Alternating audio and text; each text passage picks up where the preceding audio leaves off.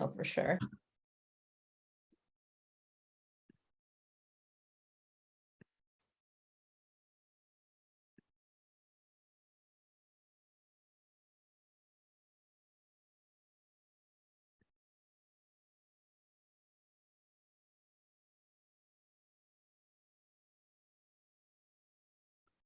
All right, well, it looks like we're live.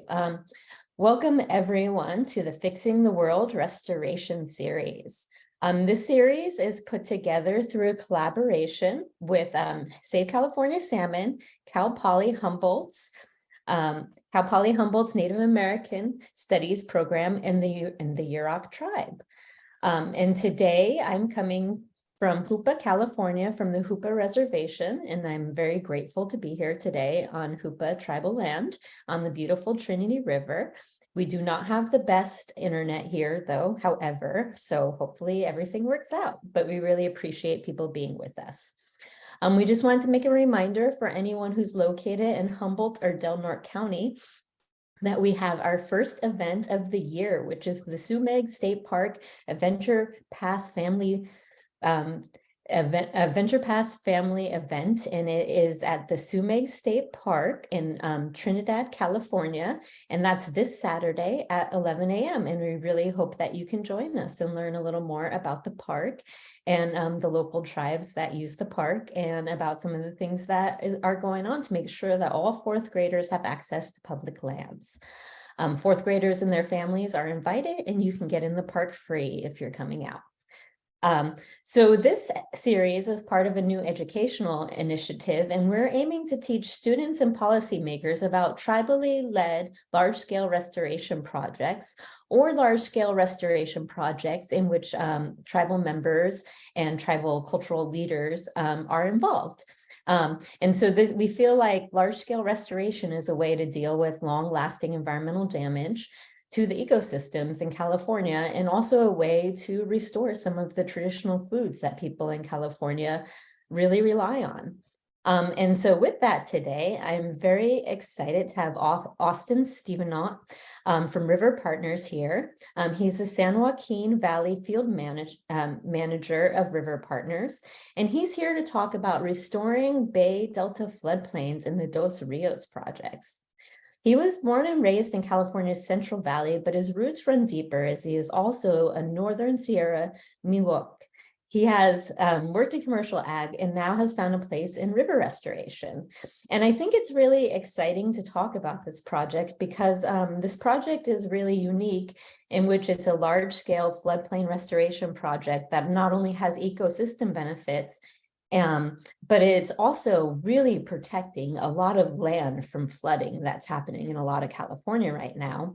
And as a lot of people know, the Central Valley used to have extensive floodplains and marshlands and wetlands, and those were really important areas for the ecosystem and people. And so to see a lot of those floodplains being restored and really benefiting the ecosystem, but also making sure that we're dealing with some of the flooding and drought that's happening with climate change is very exciting.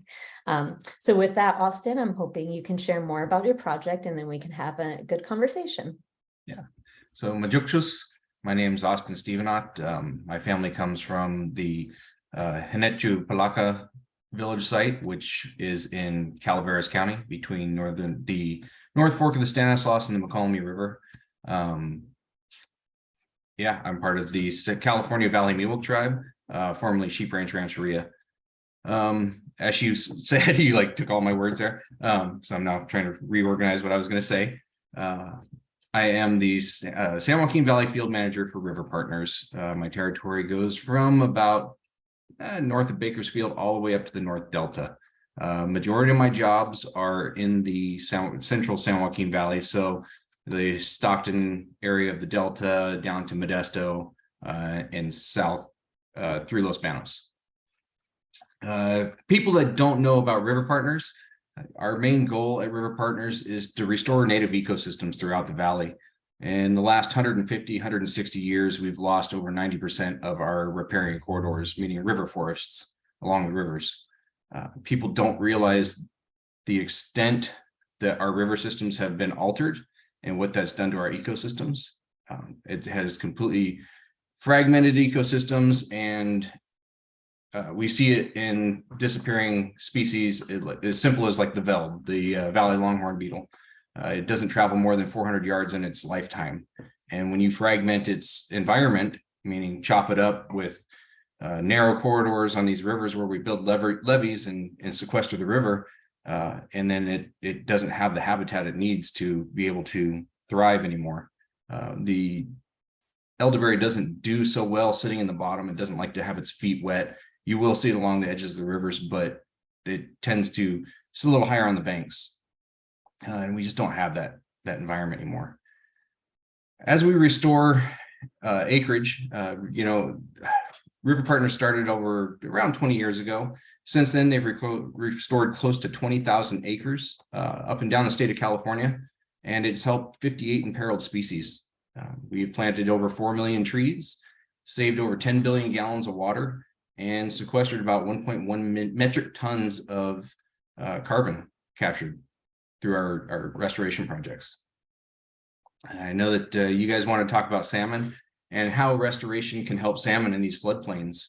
And the floodplains, and I don't know how much the extent, I haven't really got a chance to view a lot of your things, but there's a lot of studies going on right now of using rice paddies and ponds on golf courses to be able to get the salmon smolt as they come out the rivers out of the river channels where they're, predation is high and there's not as much food in those big, fast, swift moving rivers. You get them out on the alluvial floodplains or into a rice field, and there's a lot of invertebrates, a lot of food for them, and they can beef up pretty well before they head downstream back out to the bay. And it's shown that on flood years, you get a big return of bigger fish in that 4-year cycle, at the end of that cycle, from the floodplains.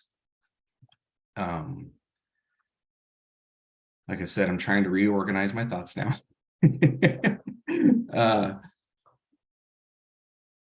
Let's see here. So Dos Rios, it sits at the confluence of the San Joaquin and the Tuolumne rivers. It's approximately 2,000 acres. Of that 2,000 acres, we've restored about 1,600 of it so far. When I say restoration or restoring that, it was formerly ag ground. It was part of a dairy. That property was used for growing wheat, winter wheat, corn, Sudan grass, everything you would need to make silage for dairy cows. It sits in the bottom, and it was extremely prone to flooding on flood events, and that's not profitable to farming. When you have to make a claim every 8 to 10 years, it just doesn't look good. There was farmer berms put up, but the farmer berms only do so good. And when I talk about a farmer berm, a good example of a farmer berm failing would be the one that failed this year up by on Highway 99 there, and flooded and wiped out homes and cars, stranded people in their vehicles, and it was bad. A lot of people think that was a reclamation district. I don't believe it was. I think it was, from what I heard, it was a farmer berm, which is not a maintained berm. It's just to kind of divert water around a field. And unfortunately, it was something that was never paid attention to until it was a problem. So when we go in, we like to evaluate the farmer berms, the levees, see what we can do to open up the floodplains, to allow water onto the floodplains, so that as the salmon come down, they have a place to get out of the main channels and spread out. In our projects, we don't just focus on restoring a single species. River Partners is more about restoring an ecosystem. And what we've discovered is you restore an ecosystem, all these species magically start to appear, right? And you can add things into your palette. Over the last year, we put in 40,000 plugs of milkweed up and down the state of California to help the monarch butterfly. And within a year and a half on our properties, we started seeing caterpillars and eggs, which turned into butterflies. And hopefully this year, when the floodwaters recede, the milkweed will come back and we will be able to see more monarchs return to our property. On Dos Rios alone, at the 1,600 acres right now, we have about 1,000 acres that are underwater. We have inside the federal levee about 850 acres that is getting water, but it's not from the flooding per se. It's the groundwater going underneath the levee and coming back up inside the levee. So the federal levee that was built back, I don't remember, I looked it up earlier and I completely spaced it. It was made out of sand. It's not great at holding back the floodwaters of the river, unfortunately. So as you drive down the levee, you'll actually see water seeping through our levee. And now that River Partners has purchased all the ground on the inside and the outside, we are the reclamation district, and there is nothing at this point that we could consider a loss with flooding the inside. So we are actively pursuing to decommission the levee through the federal government and breach the levee, so that the next time we have a flood event like this, we'll have another 850 acres that will be able to be inundated, a floodplain for salmon and wildlife, migratory birds, just about everything benefits from it. I was out there this morning doing an inspection. We had deer on the levee. I saw 6 deer, and to most people you say, oh, deer, we see them all the time. Well, you got to realize that in this area, there hasn't been deer sighted along the rivers for the last 30 to 40 years. Commercial agriculture and just the levee systems, the way they're built, how close they're built to the river, really only leave about a 20-yard strip on either side of the river of habitat. So those deer disappeared to loss of habitat. And when they restored Dos Rios, the neighbors started claiming they started seeing deer. And in the past few years, we've been seeing deer pretty regularly. The deer herd is growing here, so which is pretty exciting. I'm going to show some video here. Let me screen share here. We currently, like I said, have about 1,000 acres that is underwater.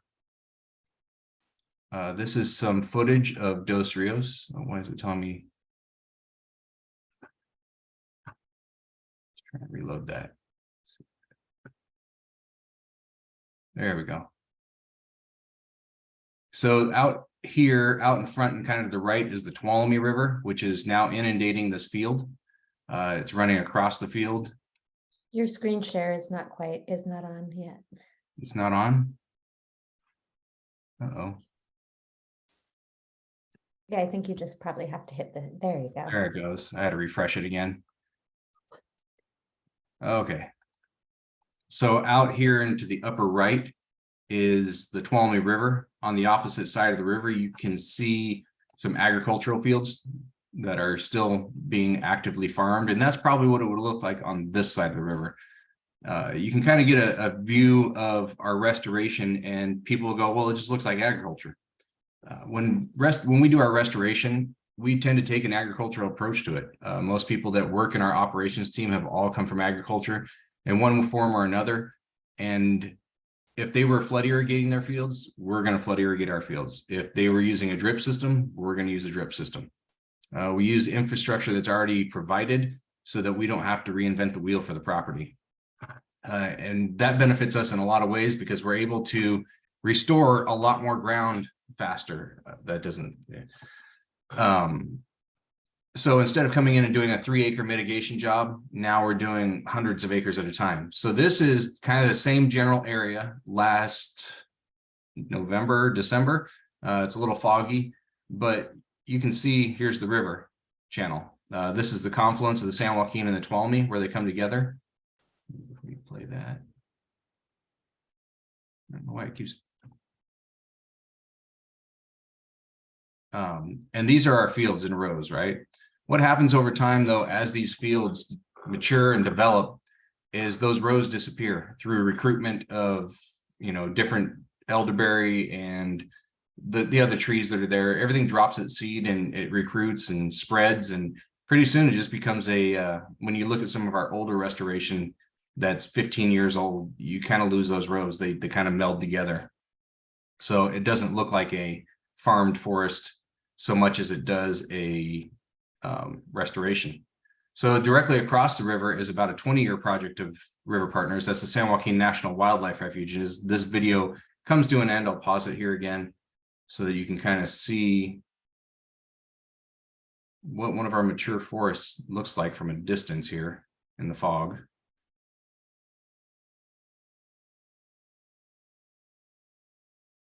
I'll pause it right there. So you can see this restoration here is about 8 years old, and that's about 20 years old over here. And you can kind of see some of the remnants of the rows over there, but they're not quite as developed. Those cottonwoods are there, the oaks are filling in, and it kind of all melds into one. Let's see here. So here's some more footage of the flooding. This is from April of this year, so earlier this month. And again, it's not. So this is when I talked about our federal levee. This is our federal levee right here. And currently there's about 2 inches, 3 inches of water on the inside, just purely from the water going through the groundwater table and up the other side. And out here is about 1,000 acres of floodplain that's currently underwater. This is the bend in the San Joaquin River right here. Comes around. You can barely tell that that channel is there, but it's there because it's so spread out. At this point, the San Joaquin River is about 3 miles wide. Normally, you can ankle wade across it in the summertime. Even this time of year last year, I probably could have walked across it about waist deep. So in this blank spot right here, this is actually what we call our native use garden. It was one of my first projects when I came on with River Partners. It means a lot to me. It's currently 6 feet underwater. When I came in, they had a 3.3 acre mitigation project that was wanted to be done. It was being sponsored through the NRCS. NRCS said, "You guys do great at what you do, but can you do something different?" So they asked me if I could do some sort of native use garden. I talked to my mom and my aunts, and we talked about basket materials and other materials that could be planted in the site. And we changed the planting palette. So I believe it was not last fall, the prior fall, we went in, we planted Santa Barbara sedge, dogbane, deer grass, different types of willow, elderberry, golden currant, all plants that can be used either for basket materials or native foods or both. It was doing extremely well before the flooding. So time will tell what survives being underwater for months at a time. A lot of these plants are pretty resilient. They are California native. They're all California native plants that are from the floodplain. So they should be pretty okay. I don't know how long they can tolerate being that far underwater though. So we'll find out here in a few months. I'm going to play a video right now that kind of explains a little bit about River Partners and what we do. And it's narrated by Wade Crowfoot. If people know who he is, I hope they do. So let me play this for you. Can everybody see that and hear it? Yep. I've become so impressed with River Partners, both the staff and the leadership, but also the approach. And it's really an approach that brings people together. In water policy and environmental policy in California, there's so much conflict and finger pointing, and that can be, from my perspective, really counterproductive.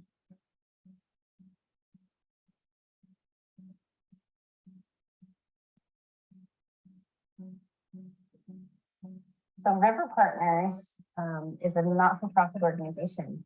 It was founded in 1998 by a couple farmers. We now work in 18 different watersheds across California and have installed over 250 projects. In 2022, our politics in the country suggests that everyone's win has to come to somebody else's loss, and that we're pitted against each other, whether it's communities, rural communities pitted against urban communities. Or I don't believe in those outcomes. I think that we can preserve habitat, that we can preserve economies, that we can preserve drinking water for local communities, and ensure that our farms have the water they need to make the food that we need. With the right investments, we can both preserve our environmental heritage and improve our economic outcomes going forward. So, I couldn't say enough about that organization. One of the challenges in government is we are always responding to what's in front of us. In this case, this summer, drought and wildfire. And so sometimes we don't have the same time and space to go out there and be creative and develop these big, ambitious projects compared to an organization like River Partners. And so River Partners was able to do this work, have this vision many years in advance, and really, build this vision and share this vision, get others excited about it. And really, we're here on the precipice of creating a first state park in over a decade, thanks to the vision of River Partners.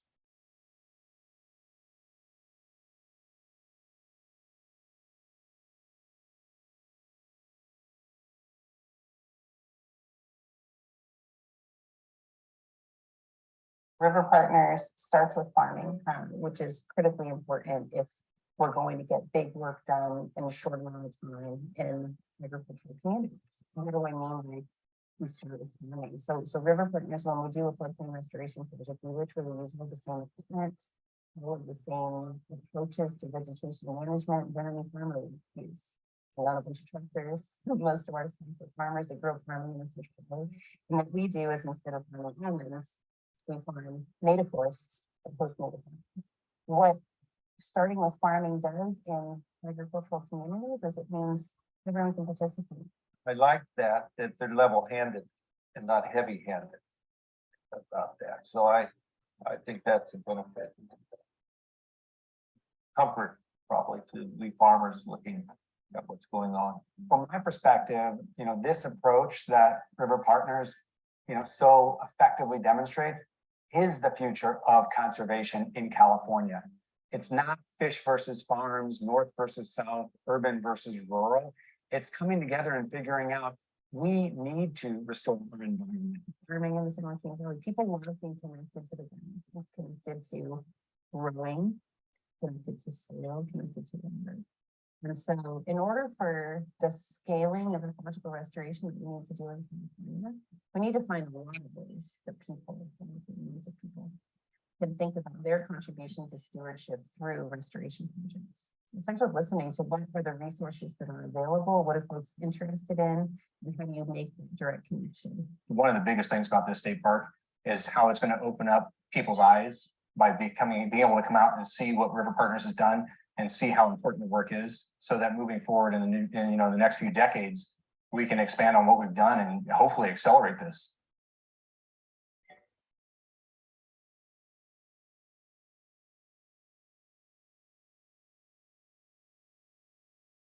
Dos Rios is cause for tremendous optimism. There are so many challenges that we face, including climate change. It can be discouraging to consider what our world will look like in 10, 20, 100 years. But projects like Dos Rios give us optimism and they give us hope, and they demonstrate that by taking action, we maintain hope and we can tackle these challenges, including climate change. Well, first of all, Julie Rettner and River Partners are a class act organization doing some of the best work in the state of California, period. So I've certainly done what I can, what little role I can play to support that work, and will continue to do so.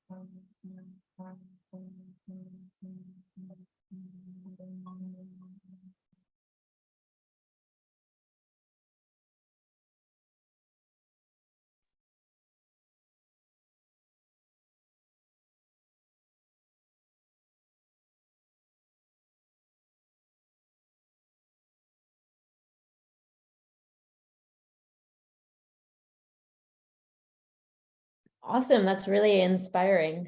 Yeah, you don't really hear much about large scale projects like this that are so impactful. Yeah, it's one of those things that, I live 15 minutes from Dos Rios. Grew up, born and raised in Modesto, California. Never knew about River Partners or what they were doing. It just happened. My cousin invited my mom, myself, and my aunts to come out and speak to River Partners. Every year we have an end of season where we gather everybody together, and we generally do it around one of our projects, just to kind of see the projects of people from the North State haven't been to the South, or the South to the North. And they happened to be at Dos Rios that year, and they invited us to come talk about basket materials and the materials they've been planting at the sites and how they related to California Indians. When we got there, we were blown away by the plants that were at the ground, the number of plants, and practically everything they had been planting was culturally significant. And I don't know if those plants, it's because they propagate easily, or what the deal was or how they were selected back in the day when they started. But it was kind of hard not to talk about every single plant they had in the ground there. And to this day, I still get a little emotional about it because I that night found what I want to do for the rest of my life. So yeah, it's an amazing organization. They do a lot for wildlife, a lot for people. I say people because the community of Grayson across the river from Dos Rios has some of the worst drinking water in the state of California. They spend more per capita per person to clean their drinking water than the city of Modesto does. And that's all just from nitrates leached into the ground from farming practices, from dairies and stuff over the decades. So they struggle with clean drinking water there. They're one of our projects, the Grayson project across this river there that we just last year donated to U.S. Fish and Wildlife Service, is still an active project. But part of that project was to engage with the community and get their feedback on how they felt it was important to their community to have this space. I don't think anybody quite recognized, we knew, but didn't recognize the importance of a space like that to such a disadvantaged community. If anybody's ever been through Grayson, it's like a reservation. That's the easiest way to describe it. They have one gas station that is their gas, their food, their grocery. If they want to go anywhere, it's a 15-20 minute bus ride just to get out of Grayson to Patterson or wherever they want to go. Most people, have to ride a bike out of town or bum a ride from somebody. It's one of those communities that's been overlooked. So yeah. These wild spaces that we're creating have so many benefits besides the obvious, right? When you stop to think about it, talk to people, and just see how it truly benefits everybody. I still get emotional talking about this stuff. Yeah. So at this point, I'm going to ask, while I kind of call myself again, is there any questions? Anybody have any thoughts or? Yeah, I was wondering, I have a question and then I'll check the chat. If anyone who's here has a question, please put in the question and answer. If you're listening on Facebook, you could just put it on the comments and hopefully we will see them. I will check that in a minute. But one of the questions I had is I was wondering, I've noticed a lot, I work a lot on like the water quality issues in the Bay Delta, as far as the work we do down there. We definitely are trying to do more education work. But one of the things that I've noticed a lot is and I'm not sure if maybe this is why River Partners plant so many culturally significant plants, but a lot of the culturally significant plants that I know of are also ones that are just so good for drinking water quality or water quality in general. Like tules are such an incredible plant for every single thing possible. So I was wondering a little bit if you could talk about how these wetlands or in floodplains impact water quality, and like the way that water moves around in the area and how that could be helpful for some of the big issues with water quality within the region. Yeah, so that's something I thought about when the video was on. I was like, oh wow, I never even touched about the water recharge and stuff like that. And I talked about the water moving underneath the levee through the groundwater. And that's something that we kind of realized, and this has been part of the River Partners mission of restoring floodplains, is aquifer recharge, right? We're giving time. That water normally would have been diverted off the land, would have been diverted around it, and kept in these channelized levee systems, never given the opportunity to spread out. By allowing that water to spread out across the floodplain and sit on it for a couple months at a time, we're allowing more water to percolate down into the groundwater or into the aquifers. And another advantage to having the native plants there is native plants tend to have really big, deep roots that permeate the soil, that allow that water to kind of use as a trail down. We know that some of these species of plants will gain over 1/2 inch a year in root system going down. And then within a couple of years, they're self-sustaining. That's why a lot of our projects, we heavily irrigate for 3 years and we cut the water off. We taper it off over those 3 years and then cut it off. To allow those roots, instead of creating a surface root system like you see in neighborhoods with our neighborhood trees, all the roots tend to be on the surface. And that's purely because they're taking the surface water from the lawns and everything else, and they're not working their way down like a tree normally would to find the aquifer or water to thrive off of. Our plan is in 3 years we cut the water off, and by then those roots are generally deep enough that they're finding enough moisture that they can self-sustain.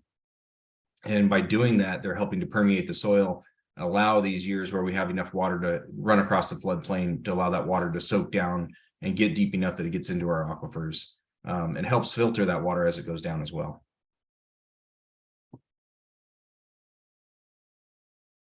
Awesome. Charlie, do you have any questions?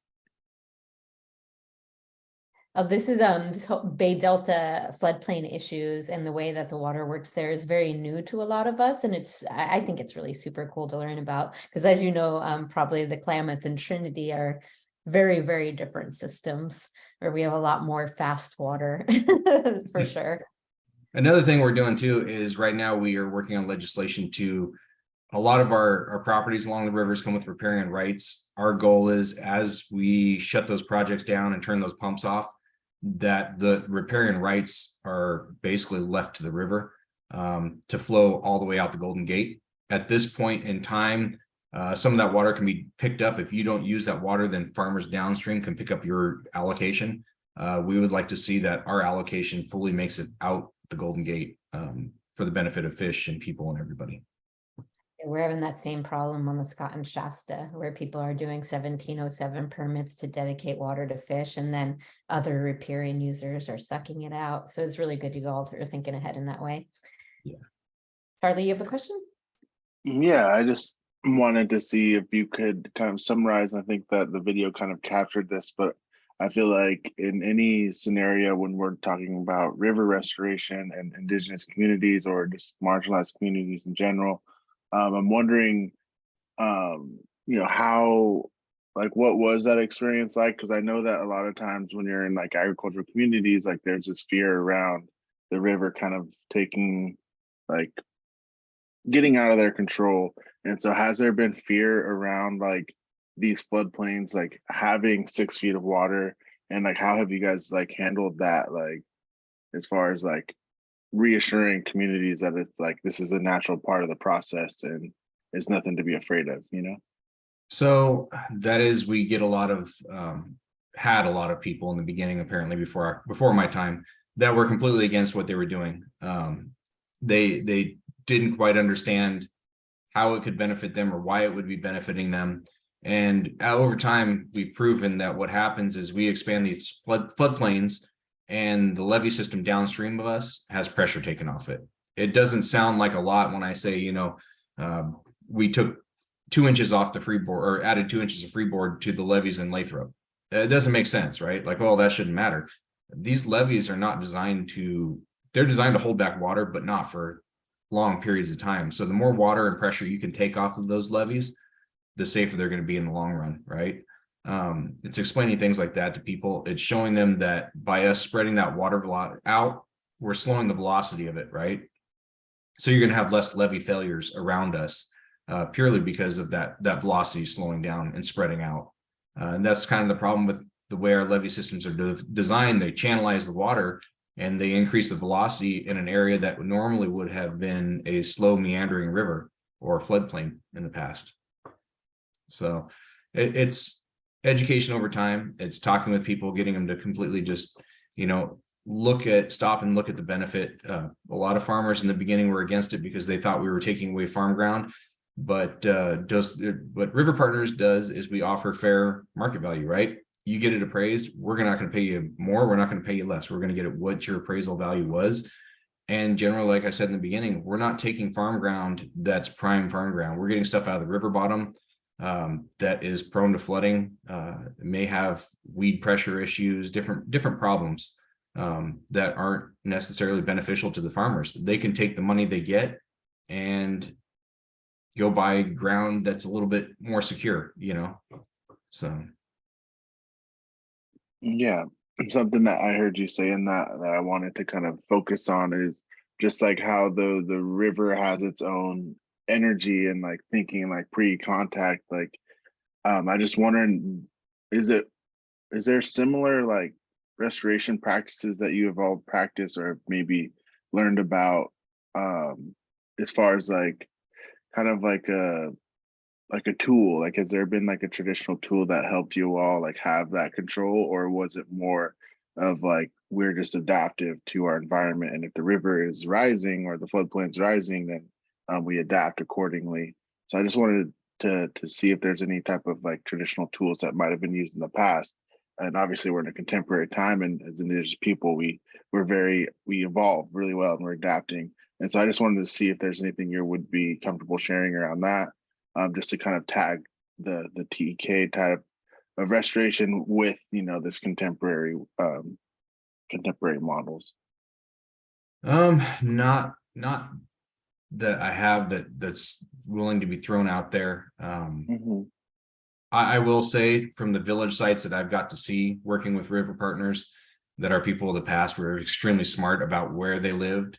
Right. All natural high ground, right? I mean, Yeah. it doesn't feel like it when you're looking around, you go, wow, I am standing on the high spot. And there's a roundhouse and there's all the, you know, the other houses. For sure.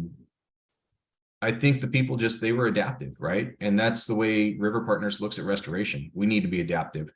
River restoration in California isn't that old, right? I mean, some people have been doing it for 20, 30 years. River Partners is about 20 years in. Everything we're doing, we're learning. There's not a perfect model out there. People ask us, well, why aren't your palettes more diverse? We always ask the question, well, what would you like to see? You know, that's where we would like to work with tribes more up and down the state. So as we put these palettes together, we can, because what's culturally significant to my people is not culturally significant to your people, right? Our basket materials are different, our instruments are different, everything's different. So the stuff that I look for isn't necessarily what you're looking for. And we would like to work with tribes to diversify our palettes, or even incorporate another native use garden in one of our properties or projects in the state. Multiple up and down. That's actually a goal of ours, is every time we do a restoration project to create another native use garden, right? Our native use garden opened up a conversation with the NRCS and now state parks, because Dos Rios will be the next California state park, that it'll be written in, it'll forever be a native gathering site, right? So we can go in and collect any materials we want, based on that little 3.3 original, you know, native use garden we put in.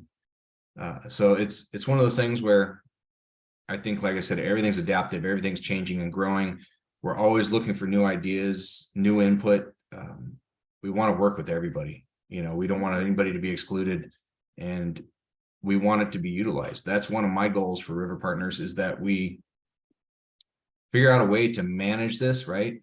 Because otherwise what we're going to be doing is just kind of like our national forest system, where it's gotten out of hand and they haven't been managing it well. And now we have these mega fires, right? So the last thing we want to do is create a space that's going to turn into a big mega fire in the valley. So we're looking at bringing in traditional burning through the river corridors. That's something that Don Hankins is working with me on. It's not something that's been done a lot in the valley that a lot of people know about. So there's a lot of learning to be done. So the way we do this, we're going to have to really have a good plan written and look at it before we just dive in and start burning. The good thing about Dos Rios is it was former agriculture ground. So everything is still in its parcel, still has its access roads. So we do have good fire breaks. So we can do test plots, right? And it also helps us do successionary burning, where 1 year you burn one plot, and then the next year you burn another, and the next year you do another, and you just kind of rotate through. So you have different stages of growth throughout the years. And a good example of that benefiting wildlife would be the least Bell's Vero. It's a songbird that used to range up here into the Central Valley.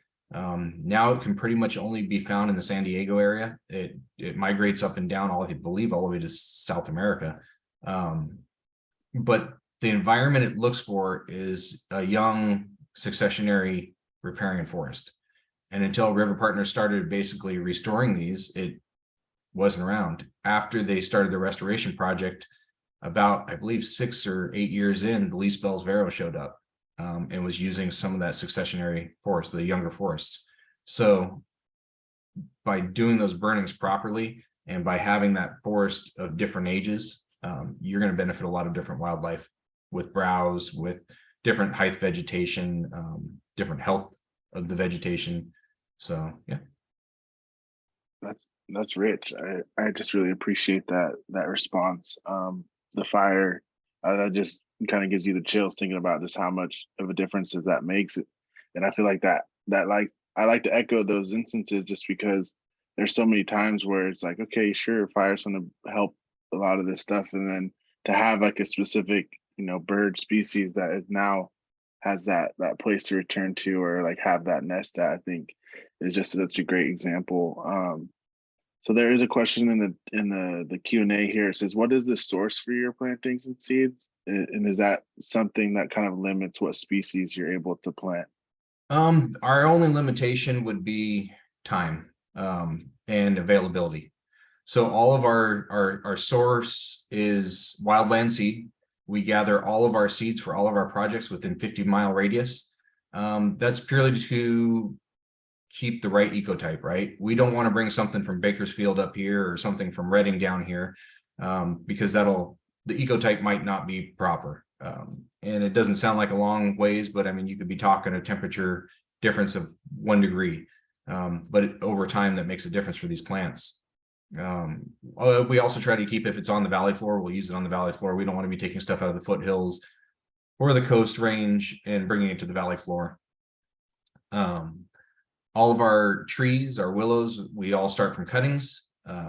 We collect them when the plants are dormant, much like we would basket material when all that energy is stored inside the plant. That's when we get our cuttings.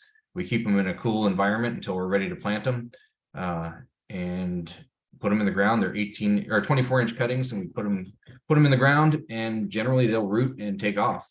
A lot of people think a restoration project needs 20 years to be successful. I could bring people out to Dos Rios and walk them around, and they'll go, "Oh, wow, how old is this? 20 years old?" I said, "No, this is only 3 years old, 4 years old."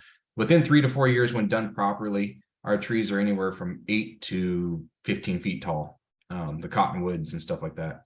The oaks obviously are slower growing, and you don't see that kind of height until, year 12, year 15. So. Yeah, I really like that response, and that, like, a lot of times people assume it's going to be this decade-long, fight for restoration, when really we just got to give, our more than human relatives that opportunity, and they'll run with it. They're very resilient, and that's what sustained us so long. So I feel like it's always like, it could be news for some folks that like it could be that quick and easy. So I just appreciate hearing that type of example. Another great question that had come up is, do you work with local ag or communities in other ways to increase like riparian buffer zones in areas that river partners cannot purchase? I would hope. We do look at doing some stuff with the local farmers, but there's a lot of money out there for local farmers through the NRCS and stuff to do their own. So we just generally can't compete with that. Everything we do is grant funded, or through private donations. So we kind of got to focus on a lot of our projects. We would like to, if a farmer or somebody has a good sized project they would like to bring to us, we'd love to help out, whether it's just in the planning or whatever,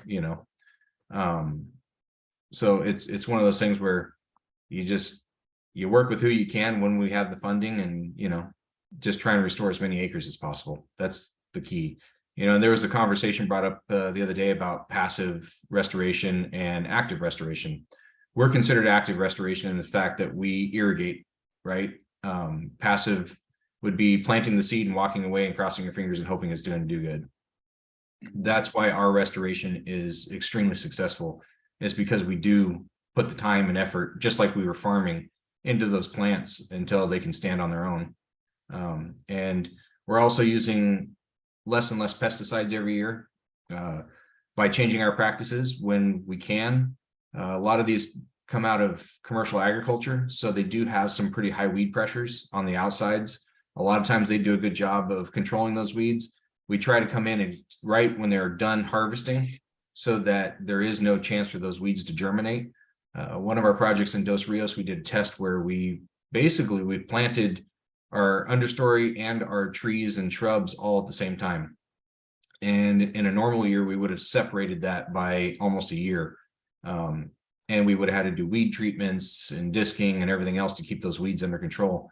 In this instance, we planted everything at once. And by doing that, we had almost a 90% reduction in the amount of pesticides we used, because those native plants had a chance to get going before the weeds did. And just through exclusionary, right? Not giving those weeds a chance to germinate because they were shaded out.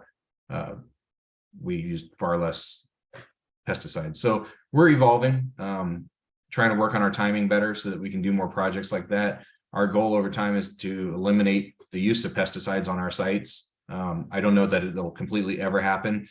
We are doing some trials with organics to see if organic pesticides work as well as, glyphosate and stuff like that. We use everything very carefully. We aren't, it's purely to spot treat and stuff like that, so that our invasive weeds don't get out of hand on us until our natives have a chance to take off.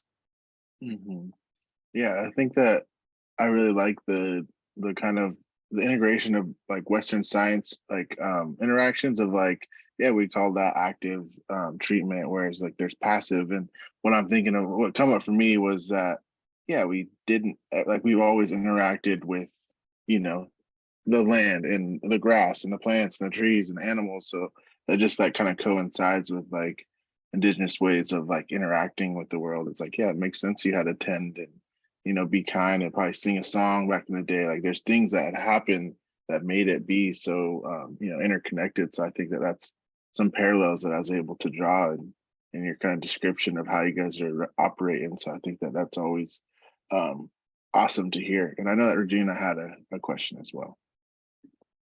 Yeah, and a comment too. I'm really excited that you're also looking at fire, because once the plants get bigger, fire is so helpful for the noxious weeds. Here in Orleans, they burn over at Tishonik at the ceremony grounds. And a fire almost burnt down the town before that the Creek tribe started doing so much fire. But now they've really controlled all the star thistle and different like noxious plants beyond it being so much safer, and the elk are re-inhabiting the area. And it's just like so cool to see that just by burning twice a year now, there's so much less upkeep that needs to be done in the noxious plants in that area. So it's really cool that you all are looking at that too. But I did have a question. One of the things I think people that always hits me as being really interesting about Central Valley and about these kind of projects, and you brought it up earlier with the local town, is that, a lot of towns in the Central Valley, the farms might be getting pretty clean water, but the people aren't. And then also they don't have many opportunities to interact with nature because the landscape's been so changed. And so with this becoming a state park, and this is something, with some of the people in the state, I agree to disagree with them on water management sometimes, but agree to agree with them when it comes to like land back and restoration issues. But one of the things I think is really cool about these riparian and floodplain projects, they're not only are they protecting big towns. I mean, Yolo Bypass is protecting Sacramento right now. I mean, that's massive, and it's really helping salmon out. But these areas, when they're not flooded, and even when they are, have the opportunity to actually provide for recreational experiences for people who don't have recreation in their lives. And so the two questions I have is a little bit, if you can speak about how River Partners properties are being used by people who are being kind of deprived of nature within their landscapes. And then the last question I had is if this project has helped with like education and visibility within your region. Yeah, so that's one amazing thing about Dos Rios. It's like this living being of its own. We have a lot of interest from Stanislaus County Education, and they have been through Tuolumne River Trust, incorporated in, wanting to use it as an educational point. So in the future, when things are not underwater, The plan was to get students out there this year and just, start doing some tours with Tuolumne River Trust and getting people out there. We already do some tours. We wanted to up that pace this year, but unfortunately, I don't think these floodwaters are going away until maybe the end of July, mid-July. So it's going to be a while before we get anybody out there. There's going to be a lot of repairs that have to be done to our roads and stuff like that. But as a state park, Armando Quintero and his staff have some amazing ideas as to how this could be utilized as an educational point in the Central Valley. Our area has been identified as one of the, I'm going to use the word impoverished areas of not having state parks or wild spaces for people to go to. So this becoming the next state park, being able to open up this area to people to come out and visit, to me is awesome. Purely because the variety of wildlife we have out there. I mean, on a daily, I go out there every other day to go check the levees and stuff right now. I've been seeing river otters and beavers and Swainson's hawks, which are endangered, and red-tailed hawks and geese and ducks. And I mean, it's just endless. Today I saw coyotes and deer, and, to give those spaces to people to be able to enjoy and have that reconnection with our wild spaces is important. I don't think people realize until they get out of the city and kind of let go. Unfortunately, I think everybody's afraid of going out into the wild because they're going to be eaten by a bear or a coyote or something, which is completely not true. And they can get out there and feel comfortable and just watch and listen. I encourage people to turn off your stereo, right? Take those earbuds out and listen, especially right now. The songbirds are migrating through.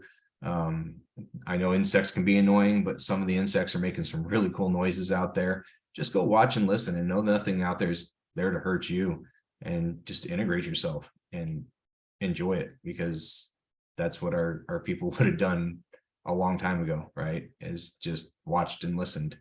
And when you do that, I think it helps you calm yourself a little bit, your mind, everything. So having these spaces for people is to get out and enjoy and just watch and listen to what's around them is very important.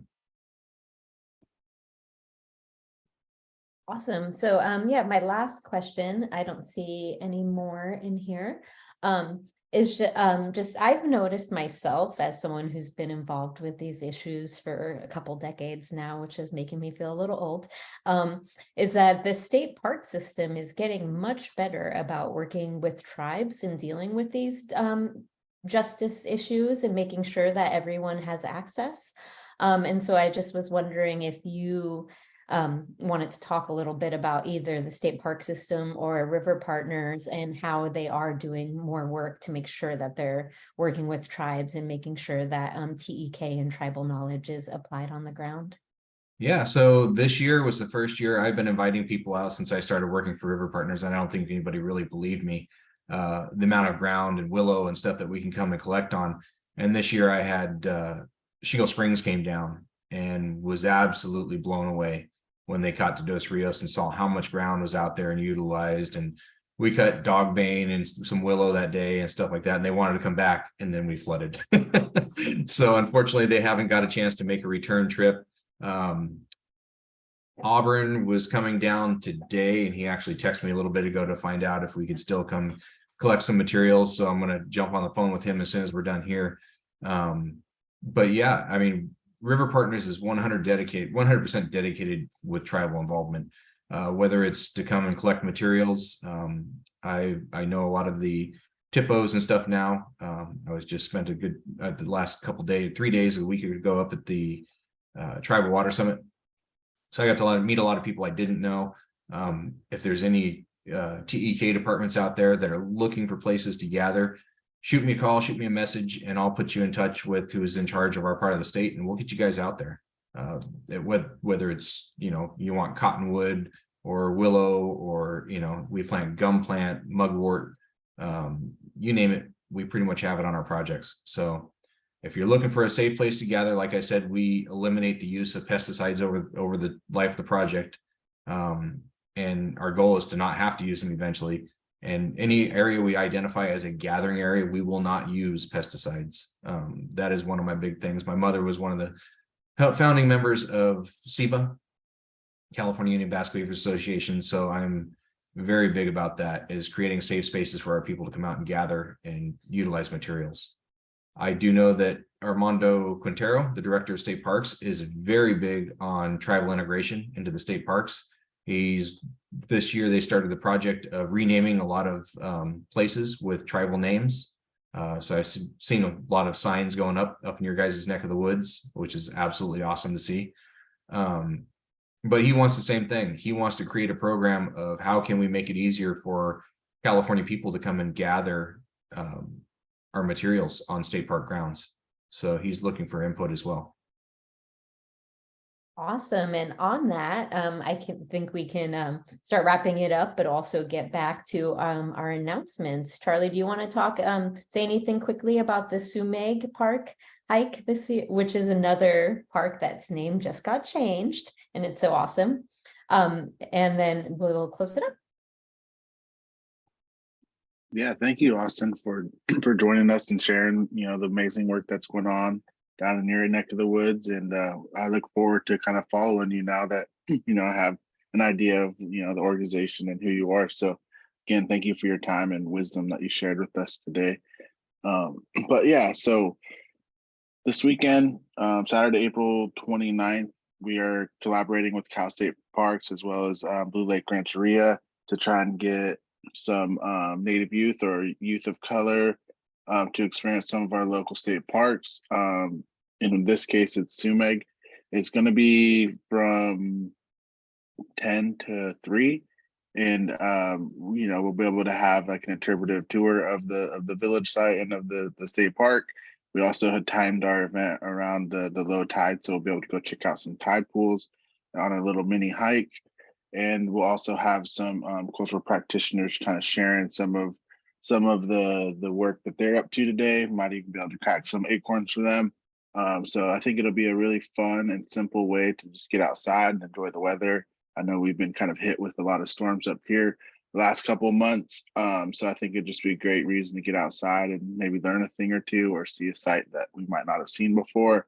And this is like one of 2 events that we have with the Adventure Pass grant that we were granted. So, I think that we're looking forward to meeting and also kind of enhancing some relationships with families and communities that, who find a liking to state parks. So, yep, that's kind of what we have going on this weekend. And if anything else, Regina, you want to share before we close out, feel free. But that's what I have. Yeah, we'll be posting the flyer about the reminder flyer about the Sumeg trip today on our social media. So follow us for there. We also have raft trips coming up on the Klamath, Trinity, and now Smith River, and probably the American and Sacramento rivers too. I don't know those dates yet, but those are also posted and people can start signing up, and we are supporting local field trips too. So follow us to learn more about how the youth are coming out and learning about dam removal. And yeah, lots of things going on at Save California Salmon and lots of things going on at River Partners. And along with adaptive management, we are doing adaptive recreation this year, because what rivers and areas that are open to us are a lot different this year than they've been in other times. So follow us on all our social medias to find out more. Our website is californiasalmon.org, and that is also where our traditional ecological knowledge, science, and management curriculum is housed. And hopefully next year we'll be having a restoration series curriculum also. And also we will be having a lesson about beavers in 2 weeks, but we probably will not be having one of these next week, and that will be the last one for this year of the series. So follow us and learn about how you can learn about beavers on May 10th at the same time. Is that correct, Charlie? May 10th? They're amazing animals that are critical to California restoration. And so we look forward to talking to you all about it, and have a good day.